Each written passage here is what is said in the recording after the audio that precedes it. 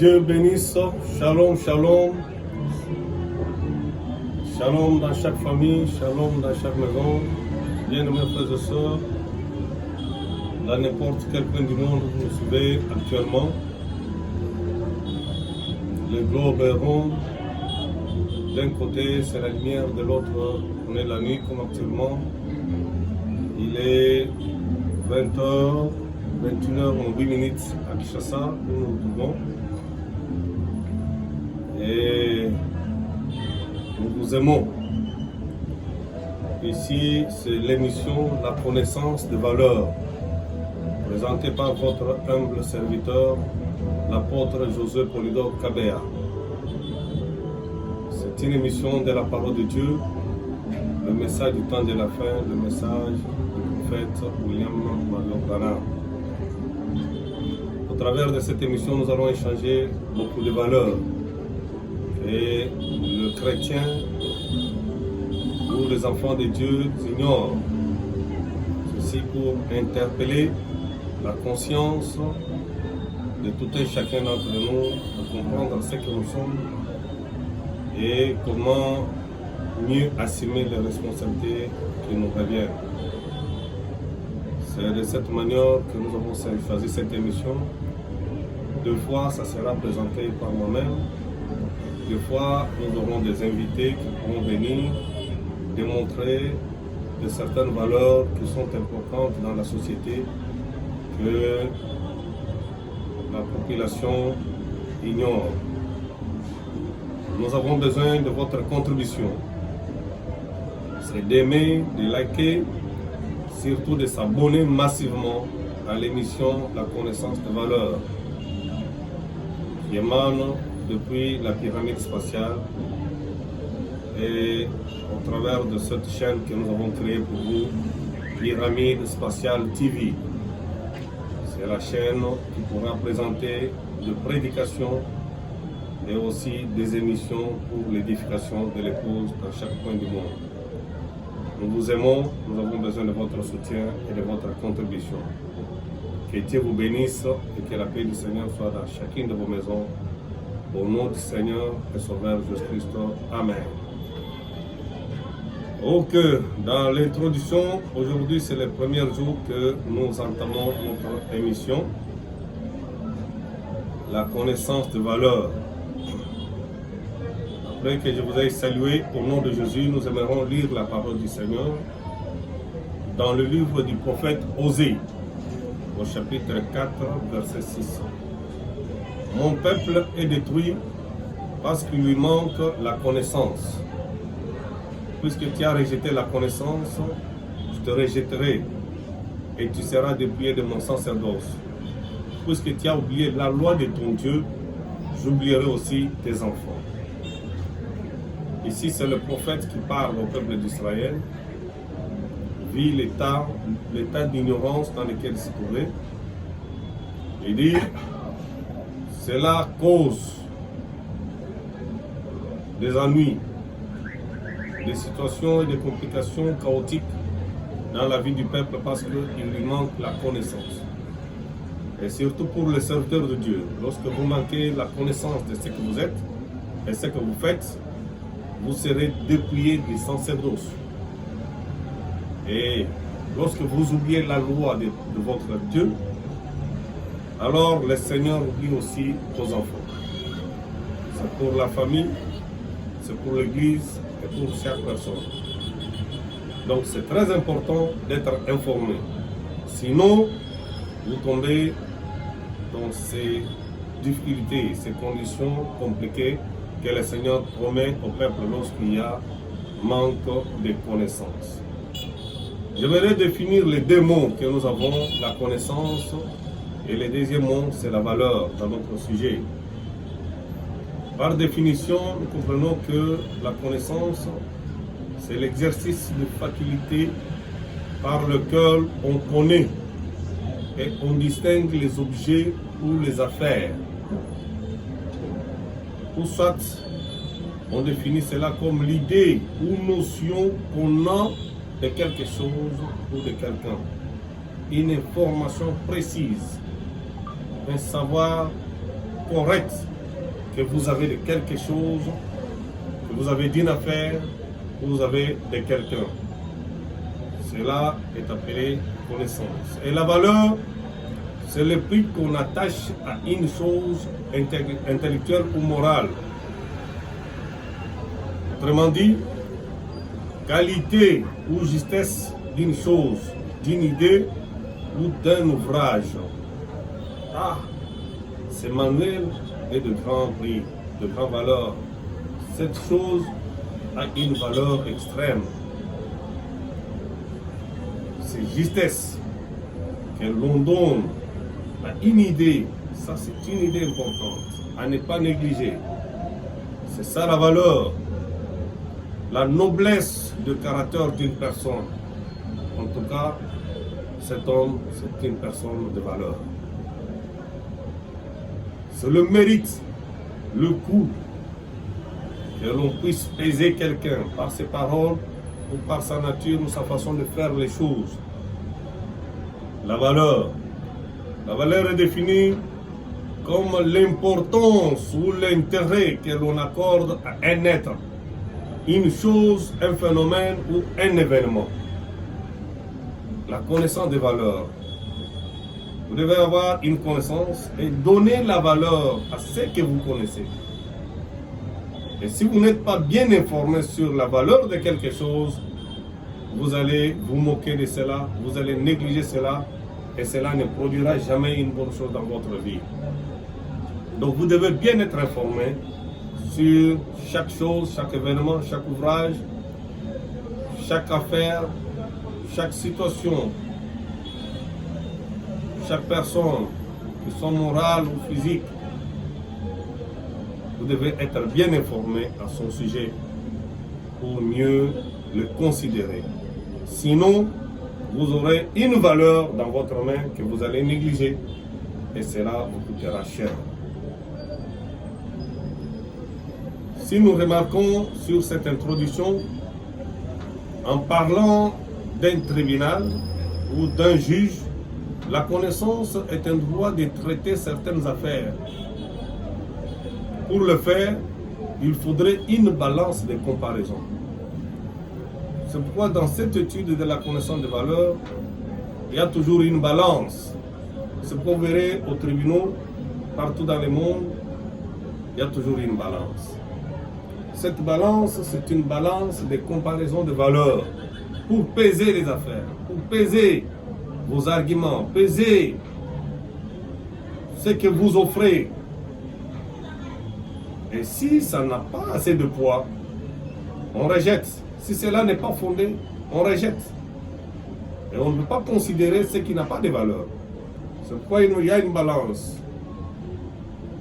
Pour juger les valeurs, vous irez même chez le boulanger, vous trouverez une balance pour juger les valeurs. Et c'est au travers de ce que vous considérez que vous serez aussi considéré. Et si vous ne considérez pas ceci, et on n'est pas aussi reçu dans cela. C'est pourquoi on utilise cette balance comme symbole. Balance, c'est un instrument de mesure utilisé pour peser les éléments afin de déterminer leur poids et classer leur valeur. Vous verrez que chez les magistrats, ils ont toujours cette balance. Pour voir si vous pesez dans vos paroles ou bien vous ne pesez pas. Et vous êtes condamné si vous n'avez pas une valeur considérable. Dans cette émission, nous allons étudier plusieurs valeurs. Plusieurs. Comme il y en a plusieurs aussi. Plusieurs valeurs, nous allons étudier la valeur de l'homme, la valeur de la femme, la valeur de nos enfants, la valeur de famille, la valeur du mariage, la valeur de l'église, la valeur de la... Donc il y a plusieurs valeurs. Donc chaque jour que nous allons apparaître, je vous dis, je ne pense pas que on ne pourra pas épuiser cette émission. Parce qu'il y a plusieurs valeurs que nous allons débattre chaque fois que nous allons avancer. Et s'il y a une valeur qui nécessite un certain expert, nous allons l'inviter au plateau pour qu'il puisse venir démontrer cela avec des précisions et que cela soit une édification pour bâtir encore les qualités des enfants de Dieu ou de la communauté. C'est notre mission, c'est votre mission et aussi c'est son mission. Nous avons le devoir de l'arquer et d'aimer. Si vous étudiez Jésus lui-même en parlant du royaume de Dieu, je suis dans Matthieu 13, 44, il démontre la valeur de cette balance. Il dit, le royaume de cieux est encore semblable à un trésor caché dans un champ. L'homme qui la trouve le cache. Et dans sa joie, il va vendre tout ce qu'il a. Et achète ce champ. Une valeur cachée, un trésor caché dans les champs. Mais lorsque vous le découvrez, vous découvrez que ceci vaut plus que ma vie. Ceci vaut plus que ma maison. Alors, vous prêtez la balance. Je laisse le trésor ou le champ et je garde ce que je possède. Ou je vends tout ce que je possède pour avoir, il y a une balance de comparaison. Lorsque vous comparez, vous trouvez ce à quoi vous allez lâcher pour prendre ce qui est valeureux. Il continue. Le royaume des cieux est encore semblable à un marchand qui cherchait de belles perles. Il a trouvé une perle de grand prix et il est allé vendre tout ce qu'il avait et l'a acheté. Voilà. Il y a une balance dans la connaissance de valeur. Vous devez peser ce que vous aimez et rejeter ce qui est de moins valeureux. Il y a des prioritaires dans la vie. Dans la vie, chaque affaire, chaque situation, chaque programme n'a pas la même valeur. Et lorsque vous vous retrouvez devant une situation, en pesant les valeurs, vous devez voir ce qui est prioritaire. Vous devez considérer ce qui coûte plus, c'est ce que vous devez honorer. Jésus, en parlant dans cette question de la balance, au 47, il dit, le royaume de Dieu est encore semblable à un filet jeté dans la mer et amassé de poissons de toute espèce. Et quand il est rempli, le pêcheur le tire. Et après s'être assis sur le rivage, il met dans le vase ce qui est bon et il rejette ce qui est mauvais. Il en sera de même à la fin du monde. Les anges viendront, sépareront les méchants d'avec les justes. Et ils les jetteront dans la fournaise ardente, et il y aura de pleurs et de grincements de dents. Avec vous, compris toutes ces choses. Avez-vous compris toutes ces choses? Oui, répondit les disciples. C'est-à-dire, même Dieu lui-même a une balance de comparaison des choses. Moi, vous entendrez la Bible, Dieu ne juge pas les justes et les justes sur les mêmes choses. Il compare les choses et il sait quoi prendre et quoi mettre à côté. La connaissance des valeurs. L'importance ou l'intérêt que l'on accorde à un être, ou une chose, un phénomène, un événement. C'est ça le grand thème de notre émission. Nous aimerons partager ces choses importantes avec tout un chacun d'entre nous pour l'édification. Bâtir votre être avec la parole du Seigneur Jésus-Christ. En croyant que c'est ça notre devoir, c'est ça notre mission, c'est ça le programme de Dieu. C'est pourquoi, souvent, dans la société, on a toujours entendu la valeur d'une chose dépend de la connaissance ou de l'information exacte que vous avez de la chose. La valeur d'une chose dépend de la connaissance que vous avez. Je prends par exemple ce téléphone. Au prix que je l'ai acheté, ça m'a coûté peut-être autant de dollars. Je connais comment cela m'a coûté. Et lorsque je prends ce téléphone, je le pose dans les mains de mon enfant d'une année, il ne saura pas connaître la valeur. Il va prendre cela et jeter dans un bassin d'eau.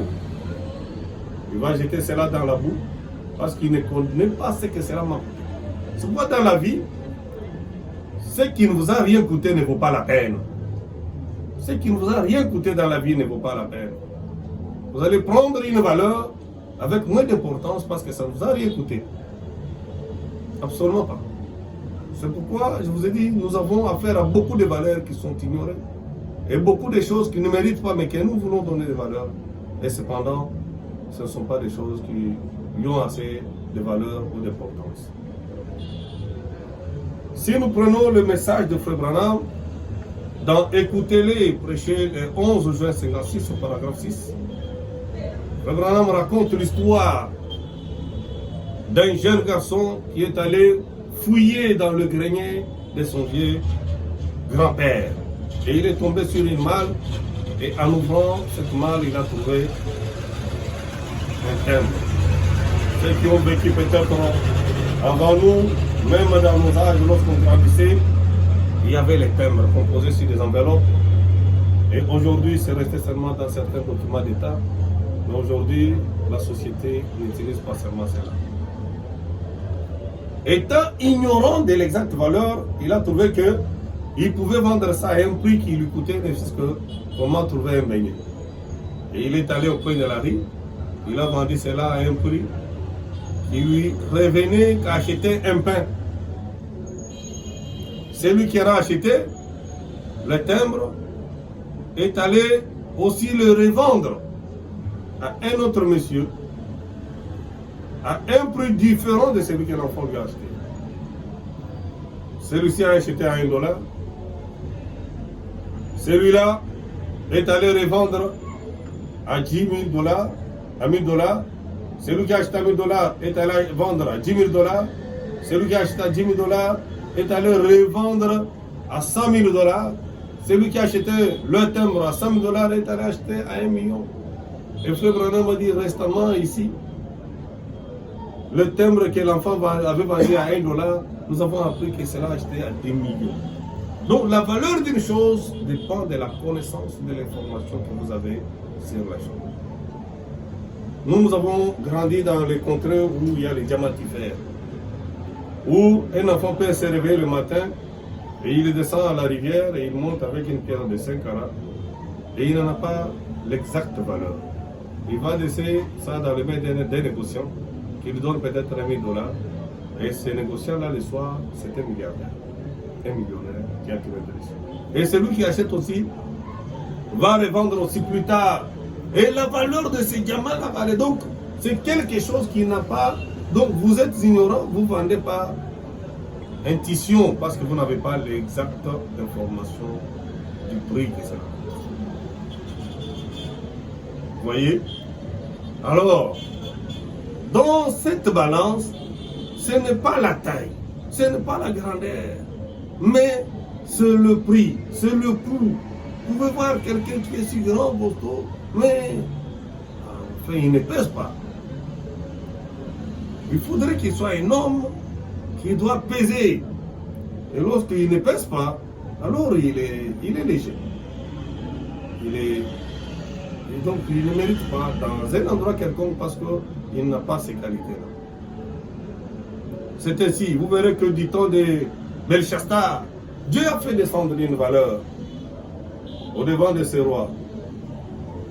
Pour ainsi lui dire, par une écriture en langue inconnue, mène, tel quel verset. Pesez, trouvez sans valeur. C'est comme cela. Lorsque votre vie n'a pas ce qu'il mérite, ce qu'elle mérite, alors elle ne vaut pas la peine. On doit voir là où on l'a classée par rapport au niveau ou au poids ou au niveau de sa valeur. Cette notion de connaissance de valeur est très importante pour tout un chacun, pour chaque famille, chaque chrétien, chaque homme, chaque femme doit avoir cette notion de la connaissance de la valeur. Nous avons plusieurs valeurs dans la société. Nous avons plusieurs valeurs dans l'humanité. L'univers a plusieurs valeurs que nous devons décortiquer et échanger. Mais dans cette introduction, nous aimerons démontrer une valeur incomparable. Une chose qui a une valeur incomparable. Une chose qui ne peut jamais contenir une balance. Une chose que vous ne pouvez jamais comparer à une autre existence. C'est ce que nous voulons d'abord découvrir dans cette introduction. Avec cette chose qui a une grande valeur, c'est à partir duquel nous allons étudier la valeur de tout ce qui soit resté. Parce que comme elle n'a pas de valeur, elle a une valeur que l'on ne peut jamais estimer. Je pense que c'est là la balance que nous allons servir pour étudier les autres valeurs. Je peux prendre Psaume 40, paragraphe 4.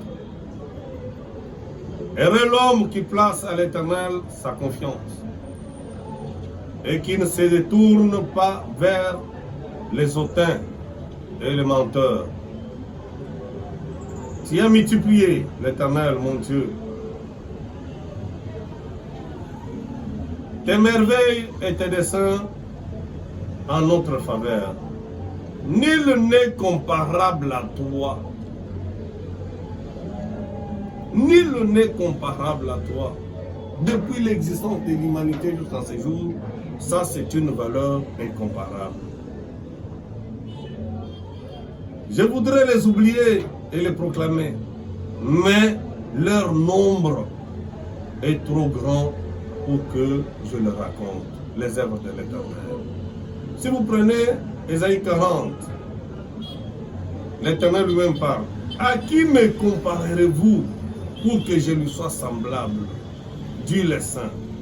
Levez vos yeux en haut et regardez qui a créé ces choses, qui fait marcher en ordre leurs armées et les appelle tous par leur nom, par son grand pouvoir et par sa force toute puissante.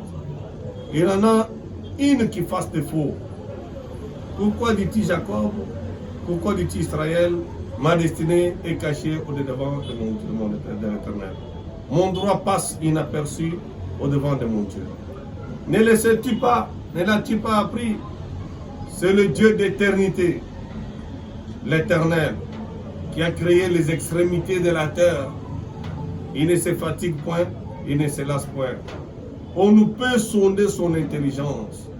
Il donne la force à ceux qui est fatigué et il augmente la vigueur de celui qui tombe en défaillance.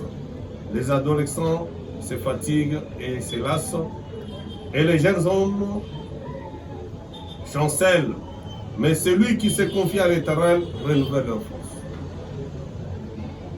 Et ils prennent l'envol comme des aigles et ils courent et ne se lassent point. Ils marchent et ne se fatiguent point. L'Éternel est une valeur incomparable. L'Éternel est une valeur insondable. L'Éternel n'a point une balance où vous allez le placer pour qu'il soit comparable à quoi que ce soit. C'est une valeur insondable. C'est une valeur éternelle, indiscutable. C'est une valeur que l'on ne peut jamais penser placer dans une balance pour peser ou étudier.